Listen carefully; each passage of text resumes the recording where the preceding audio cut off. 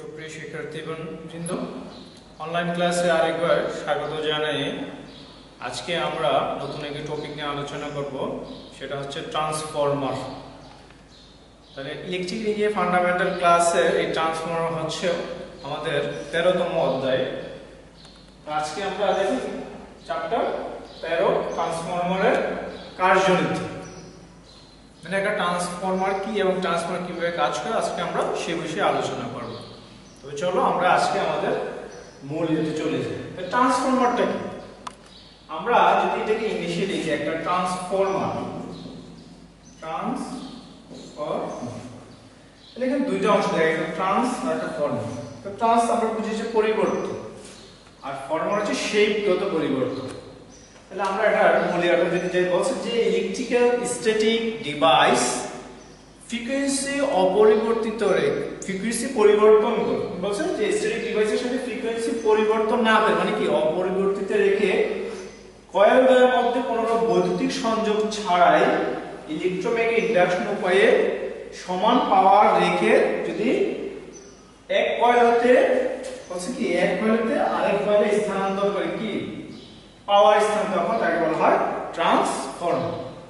তাহলে এখন আমরা এখানে মধ্যে কয়েকটা জিনিস বলছি, একটা হচ্ছে ফ্রিকোয়েন্সি, আরেকটা বলেছে বৈদ্যুতিক পাওয়ার সংযোগ ছাড়া।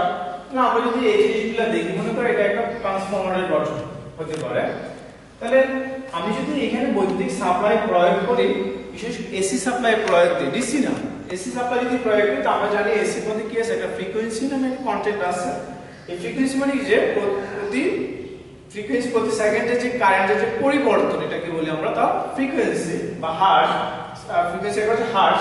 তাহলে এই ফ্রিকোয়েন্সি যখন এখানে আমাদের অ্যাপ্লাই হয়, এই ফ্রিকোয়েন্সিতে এই কোর, এটাকে বলে আমাদের কোর, এই অংশটাকে, এই কোরের মাধ্যমে কি হয়, এটা চারদিকে ছড়ায় না, এবং এটা তার এই ছড়ানো তার মানে কিন্তু পরিবর্তন। তার মানে কি এইখানে যে ফ্রিকোয়েন্সি থাকে এই কয়েলের মধ্যে দেখো, এই কয়েল এবং এই কয়েলের মধ্যে ইলেকট্রিক্যাল কোনো সংযোগ নাই, মানে দুটো বিচ্ছিন্ন একটা কয়েল।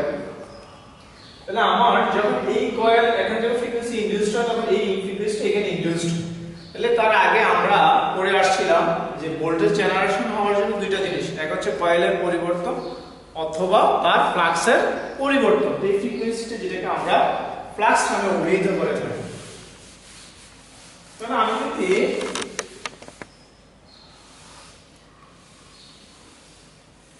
ওদের কাছে আগের সূত্র পড়েছিলাম যে ইকুয়াল টু an d∅dt।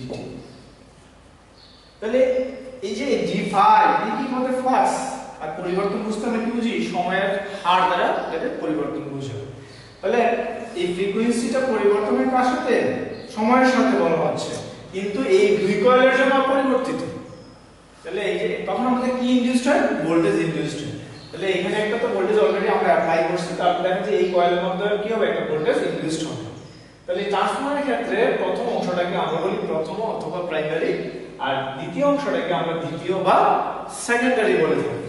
তো প্রাইমারি এখানে যদি আমরা বলি প্রাইমারি কারেন্ট, এটাকে আইপি দ্বারা প্রকাশ করি, প্রাইমারি ভোল্টেজ ভিপি দ্বারা প্রকাশ করি, প্রাইমারি পাওয়ারটাকে আমরা পিপি দ্বারা প্রকাশ করি। একইভাবে আমরা সেকেন্ডারিতে বলতে পারি যে এবং প্রাইমারি যে কয়েল আছে সেটাকে আমরা এনপি দ্বারা বলি, বা কয়েল কি যে ট্রান্স প্যাচ সম্পর্কে বলা হয় কয়েল। একইভাবে সেকেন্ডারিতে প্যাচ সম্পর্কে যদি আমাদের এটা এনএস দ্বারা প্রকাশ করি, এবং তার কারেন্টটাকে আমরা আইএস এবং তার ভোল্টেজটাকে ভি। আচ্ছা এখানে একটা জিনিস দেখো যে এই যে ভোল্টেজ ইনডিউসড ভোল্টেজটা, এটাকে আমরা এখানে ই দ্বারা প্রকাশ করছি, এখানে আমরা এটাকে ভিপি অথবা ইপি, এখানে ভিএস দ্বারা প্রকাশ করতে পারি। তাহলে ইনডিউসড ভোল্টেজটা সরাসরি কার সাথে রিলেটেড, এটা তো আসি তার টার্ন সংখ্যা, নাম্বার অফ টার্ন সংখ্যার সাথে সরাসরি রিলেটেড। তাহলে টার্ন সংখ্যা বেশি কম যদি হয়, তাহলে এটা কি সরাসরি কম হবে, এটা যদি বেশি হয় এটাও বেশি হবে, এটা কম হলে এটা কম হবে। তাহলে এখানে একটা জিনিস ক্লিয়ার আছে যে এই যে টার্ন সংখ্যা, এখানে মনে করি আমি কতটা, একটা দুইটা তিনটা চারটা টার্ন দিলাম, এখানে মনে করি তিনটা টার্ন দিলাম, তাহলে দেখা যাচ্ছে ফ্রিকোয়েন্সি অপরিবর্তিত আছে, তাই ফ্লাক্স, কিন্তু তার টার্ন সংখ্যা কম বেশি হওয়ার জন্য ভোল্টেজটা কি হবে, কম বেশি হয়। আবার বলছে যে পাওয়ার অপরিবর্তিত থাকে, তাহলে দুইটা পাওয়ারই সমান হয়, মনে করি primary power equal to secondary power যদি সমান হয়, তাহলে আমরা আবার জানি ইকুয়াল টু কি ভিআই। তাহলে এখান থেকে একটা জিনিস আমরা এখানে যদি লিখি যে ভিপি আইপি, এখান থেকে লিখতে পারি কি ভিএস আইএস।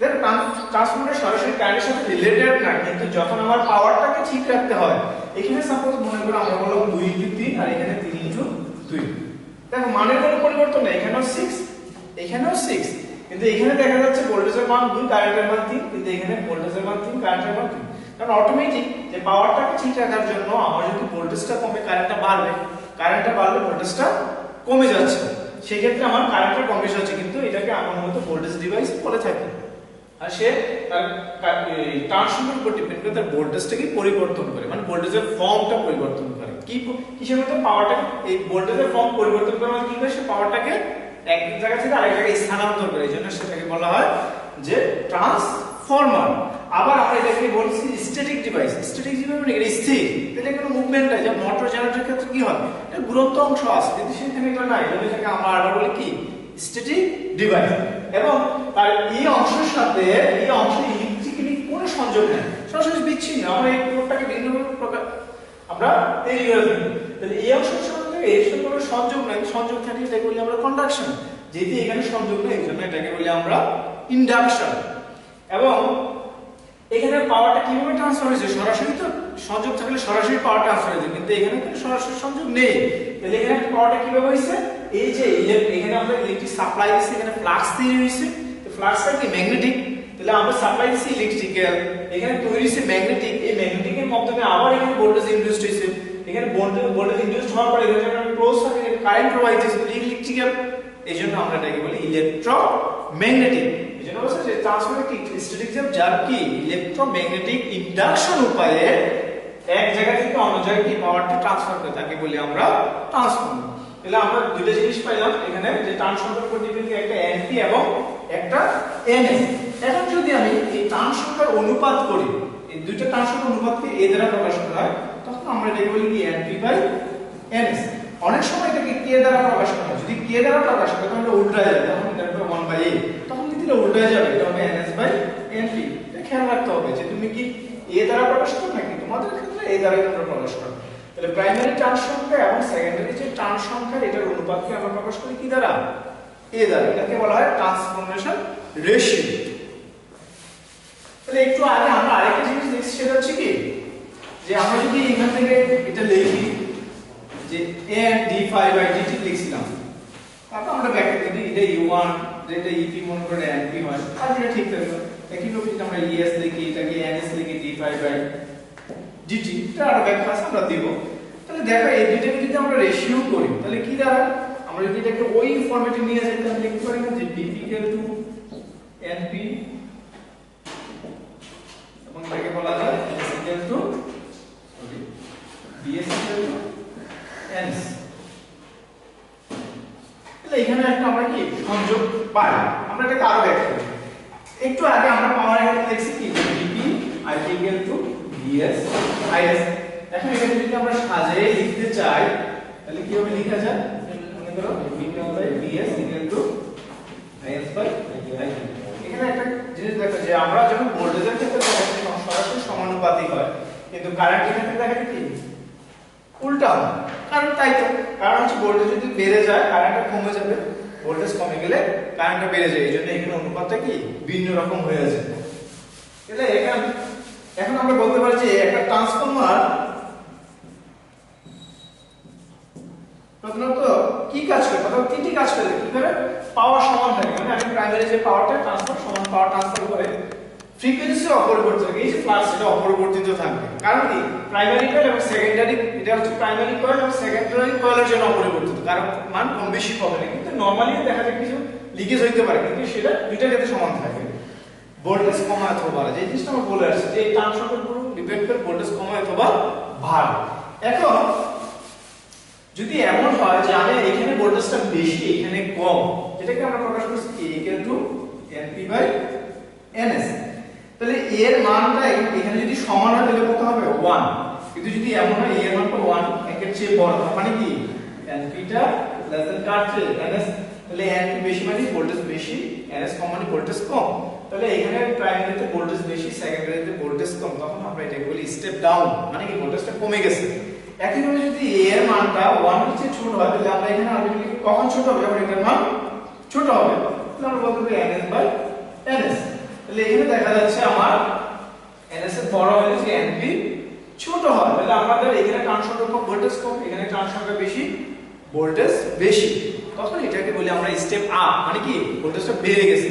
এখন আমরা যে লোড ট্রান্সফরমারগুলো দেখি, দেখবে যে বৈদ্যুতিক লাইনে প্রত্যেকটা জায়গায় কি একটা ট্রান্সফরমার বসানো আছে। যখন আমরা বাসা বাড়িতে লাইনগুলো নিয়ে থাকি তখন ওখান থেকে নেই, তার মানে আমাদের যে বাসা বাড়িতে ট্রান্সফরমার ম্যাক্সিমাম কি ভোল্টেজ ডাউন ট্রান্সফরমার ব্যবহার করা হয়, মানে স্টেপ ডাউন ট্রান্সফরমার আমরা ব্যবহার করি। কারণ আমাদের লাইনে থাকে অলমোস্ট 11 কেভি, আর আমরা বাসা বাড়িতে যে ভোল্টেজটা পাই সেটা হচ্ছে 220 অথবা 230 ভোল্ট। তাহলে এই যে 220 বা 230 ভোল্ট বা 440 ভোল্ট আমরা পাচ্ছি, আমরা লাইন থেকে নিলে পেতাম না। তাহলে সেটাকে আমরা কি করতেছি, এটা ট্রান্সফরমারতে কমাই নিচ্ছি। এজন্য এখানে যত ট্রান্সফরমার আছে এগুলোকে আমরা স্টেপ ডাউন ট্রান্সফরমার বলে থাকি।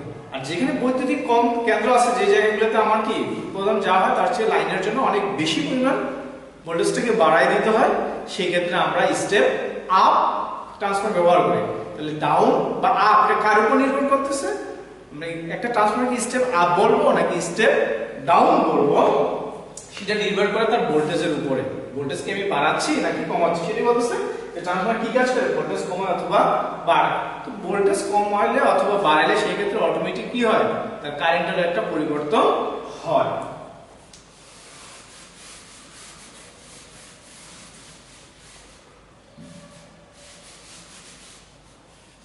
এখন আমরা যদি এই জিনিসটাকে একটু ডিফাইন করতে চাই, মনে করো একটা সাইকেল মানে মনে করো এই সাইকেল, এটাকে বলা হয়, তাহলে এটা কত ডিগ্রি, 360 ডিগ্রি। তাহলে আমি যদি এখানে শুরু করি, এখানে কত ডিগ্রি হলো, আমরা জানি এখানে 90 ডিগ্রি, এখানে কত 180 ডিগ্রি, এটা যদি আবার এভাবে দিই আর 180 ডিগ্রি, তাহলে এটার মধ্যে কোনো পার্থক্য নেই, কারণ এখানে 360 ডিগ্রি, এখানেও 360 ডিগ্রি। তাহলে এখন আমরা জানি এই টোটাল সময়টা যদি আমরা টি দ্বারা প্রকাশ করি, তাহলে এখানে কি হবে, এখানে হবে t/2, তাহলে এখানে কি হবে t/4। দেখো এখানে মানটা কি আমরা বলতে পারি ম্যাক্সিমাম, এখানে পজিটিভ ম্যাক্সিমাম আর এখানে ম্যাক্সিমাম, এটা কি নেগেটিভ ম্যাক্সিমাম। এখন আমরা আবার জানি যে সময়ের সাথে ফ্রিকোয়েন্সি কি উল্টানুপাতিক, f=1/t। তাহলে t কে লেখা যায় 1/f। তাহলে আমরা এখন t/4 সমান কি লিখতে পারি, তাহলে এখানে যদি আমি লিখি কি t/4, তাহলে এখানে কি লেখা যায় 1/4f। তাহলে এই যে এখানে যে টোটাল টি, এই যে সময়টা, এটাকে অনেক সময় প্রকাশ করতে হয় ছোট টি দ্বারা, কারণ এটা কি তার চাবে, তাহলে এটা ম্যাক্সিমাম মান। তাহলে আমাদের কিছু ক্ষেত্রে আমরা জানি, কিছু ক্ষেত্রে বলে ম্যাক্সিমাম মান, এভারেজ মান নামে কিছু জিনিস ডিফাইন করা হয়। এখন আসো আমরা এটা কেন করলাম, আমরা এরকম সূত্র পড়েছিলাম একটা যে ইকুয়াল টু n d∅dt, বলছে কোনটা ব্যাখ্যা দিবা, এবং এটা 10⁻8 ভোল্ট। এটা কেন -8 হচ্ছে, আমরা দুইটা এককে প্রকাশ করি, একটা হচ্ছে ম্যাক্সওয়েল আর একটা হচ্ছে ম্যাক্সওয়েল একক, আর একটাকে বলি আমরা ওয়েবার একক। তাহলে ম্যাক্সওয়েল এবং ওয়েবার এককের যে ডিফারেন্সটা আমরা আগে তোমাদেরকে অন্যান্য আগের অধ্যায়গুলোতে দেখিয়েছি, যে তখন এটাকে 10⁻8 দ্বারা গুণ করতে। এখন যদি আমি সাপোজ মনে করি প্রাইমারির জন্য ব্যবহার করি, তাহলে এটাকে যদি আমি লিখি বড় হাতের থেকে এভারেজ লিখি, তাহলে n এটা কিসের জন্য, মনে করো প্রাইমারির জন্য n p। তাহলে আমার ফাইটা তো ঠিকই আছে 5, তাহলে আমরা যদি ডিফারেন্স না ধরে এখানে 5 এর পরিবর্তন মনে করো বড় মান যদি হয় 5, কিন্তু আমরা এই t এর কতটুকু পরিবর্তন হয়েছে, t এর যে পরিবর্তন সেটা কতটুকু, তাহলে এখানে এই প্লাস এর পরিবর্তন হয়েছে কত t/4 পর্যন্ত, আমরা ম্যাক্সিমাম কখন 1/4 এর পর্যন্ত আমাদের সেই পরিবর্তনটা আমরা এখানে পরিলক্ষিত হচ্ছে। তাহলে আমি এখানে কি লিখতে পারি, এখানে যে t ছিল 1/4f ইনটু 10⁻8 ভোল্ট। তাহলে এটা যদি আমরা সাজাইলে কি লেখা যায়, n p/4f ইনটু 10⁻8 ভোল্ট। আর জন্য এটা প্রাইমারির জন্য, তাহলে এটাকে আমরা বলি। এখন আমাদের যে ম্যাক্সিমাম মান, আমরা জানি যে এভারেজ ভ্যালু এবং যে ম্যাক্সিমাম ভ্যালু তাদের আমরা, তাহলে আমরা এটা সাজাইলে আর কি লিখতে পারি যে 4 এর ছোট হবে, ছোট করে notation by f into 10⁻8 volt. তাহলে এখন যদি আমি এটাকে প্রাইমারির জন্য পাই সেকেন্ডারি, এখানে ফ্রিকোয়েন্সিতে কোনো পরিবর্তন নেই, ফ্রিকোয়েন্সি সেম। তো ফ্রিকোয়েন্সি সেম কি সেকেন্ডারির জন্য একটা পরিবর্তন আসতে পারে আমাদের। তাহলে সেই ক্ষেত্রে আমরা এটাকে সাজায় লিখতে পারি EP = 4 NP frequency same minus 8 আর যে সেকেন্ডারির জন্য ES = 4 NSF। তাহলে দেখো এখানে এই ভ্যালুগুলো কি সেম। তাহলে আমরা যদি এটাকে একটা দ্বারা একটা ভাগ দিই, তাহলে আমরা এই সেম ভ্যালু কেটে দিই, তখন কি দ্বারা এখানে EP/ES = NP/NS। এটাকে আমরা আগে দেখে আসছি যে আমার প্রাইমারি ভোল্টেজ প্রাইমারি কার সাথে প্রাইমারি ট্রান্সফরমারের সরাসরি সমানুপাতিক, সেকেন্ডারি ভোল্টেজ সেকেন্ডারি ট্রান্সফরমারের সাথে সরাসরি কি সমানুপাতিক। সেটা আমরা এটা এখান থেকে আমরা প্রমাণ পেয়েছি। আর কারেন্টের ক্ষেত্রে আমরা দেখছি বিপরীত। অ্যাকচুয়ালি সবগুলো আগের যেটা ছিল আমাদের যে PP/DS = IS/IP। এখন যদি সবগুলোকে আমরা সাজিয়ে লিখতে চাই এখানে ওখানে কি লেখা যায় IS/IP। তাহলে দেখা যাচ্ছে আমাদের এই টোটালটাকে আমরা একটা ট্রান্সফরমার রেশিও বলতে পারি। এখন আমি চাইলে এই দুইটার সাথে রেশিও করতে পারি, আবার এই দুইটার সাথে রেশিও করতে পারি, অথবা আবার এই দুইটার সাথে রেশিও করতে পারি। রেশিও করে আমরা বিভিন্ন সমস্যাকে সমাধান করতে পারি। শিক্ষার্থী কিন্তু আজকে আমাদের ট্রান্সফর্মার নিয়ে এতটুকু আলোচনা। তোমাদের পরবর্তী যে অংশটা আছে নেক্সট ক্লাসে আলোচনা করা হবে। আজকের মধ্যে এখানে শেষ করলাম। আল্লাহ হাফেজ।